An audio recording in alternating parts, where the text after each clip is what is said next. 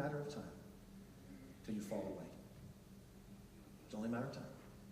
Those are the only two options. You're either looking ahead to your reward and basing your decisions in life on the fact that there is an all-consuming, sovereign God who's keeping track, who's setting up life and giving me opportunities every day to prove what I believe. Talk is cheap.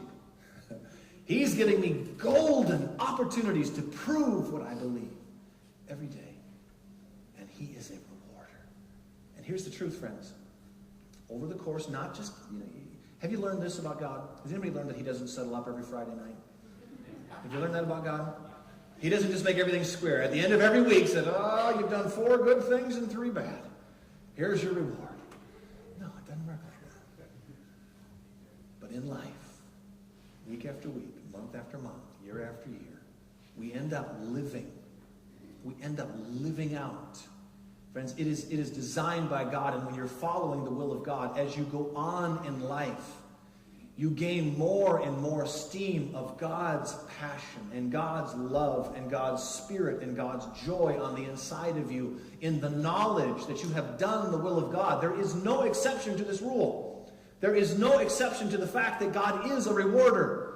Now, God doesn't always reward in the way that the world recognizes. He doesn't always reward with a huge bank account. That's not the way he always rewards. But does he always reward?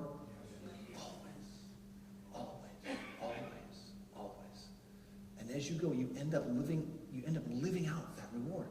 And where it really gets scary is where years down the road we refuse to face our life and accept the fact that maybe, potentially, this anxiety that just eats my lunch is a product of me choosing wrong things day after day, week after week.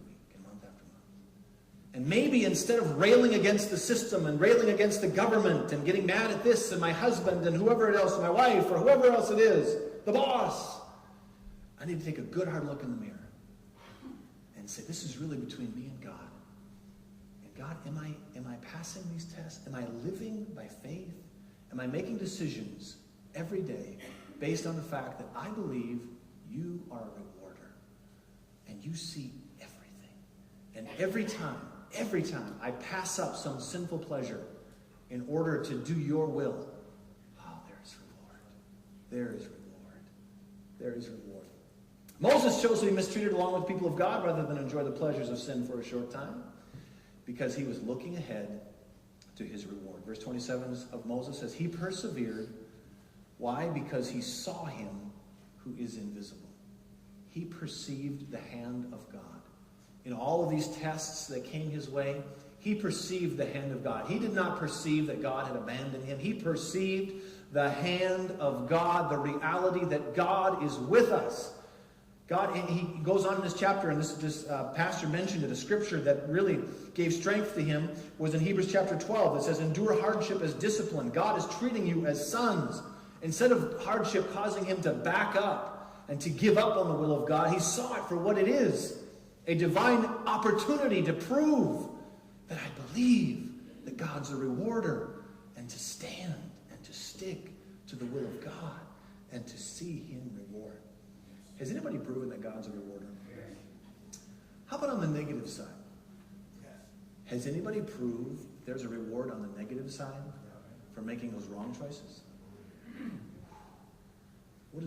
What is bizarre about human nature is how we can even know that and know that, the wages of sin is death and know that it's going to end up kicking my tail and somehow still convince myself that, I need that. Oh, yes. Somehow this time, this is what I need. Let me read you just a quick list of a couple of things that I think would be a good example of us needing to look to God's reward. I will not reward myself by using my gifts and talents for my benefit alone. I will not cheat God, and God will be my rewarder. Do you hear that? I will not reward myself by using my gifts and talents for my benefit alone. That's where the world lives. Just take the gifts, the abilities that God has given me, and just use them for my benefit alone, not realizing that ultimately God gave you that to build his kingdom, of course you're going to benefit from it. Of course. I will not cheat God. And what? He says God. Everybody say this. Say, God will be my rewarder. God will be my rewarder. I will not reward myself with any pornography or sexual activity outside of marriage. God will be my rewarder. Can I talk to the men here a little bit? Men are more tempted with this than ladies. Men, do you believe that every time you pass up an opportunity at lust, small or large, that God rewards you for that? Do you believe that? Yes. I have 3 men that believe that. Men, do you believe that every time that you pass an opportunity to enjoy a lustful pleasure, small or large, I'm not talking necessarily adultery, but just small or large, just running your eyes up and down Lolita.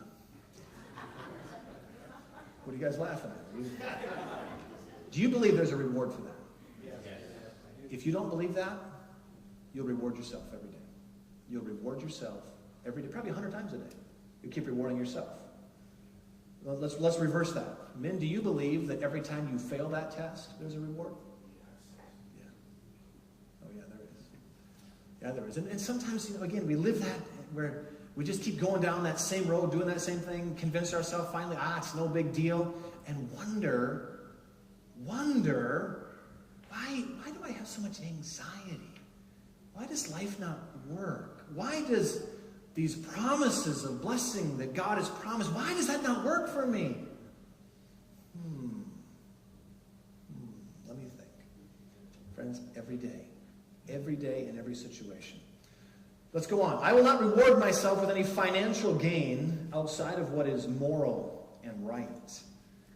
I will not cheat. Are we ever given opportunities to cheat? Sure. Tax time is a golden opportunity.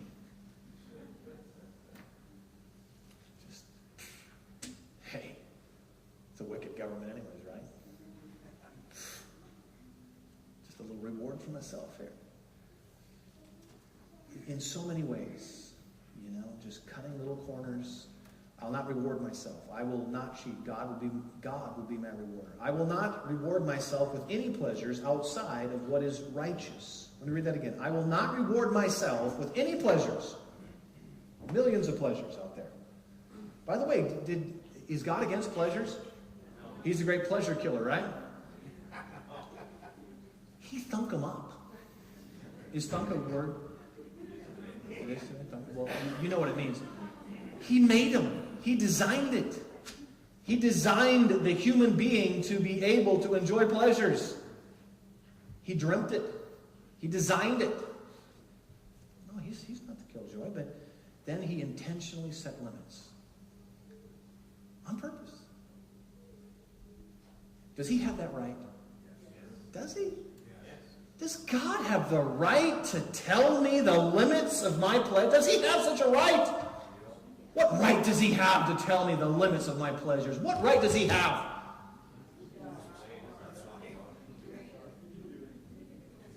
Just the fact that he made me. Just the fact that he created me. You ever thought of that? I mean, when you own something, you made it, doesn't that kind of make it yours? Does that give you any rights at all? Just because he made us, and then we ran from him, and then he shed his blood to redeem us and bring us back again. Does that give him any rights?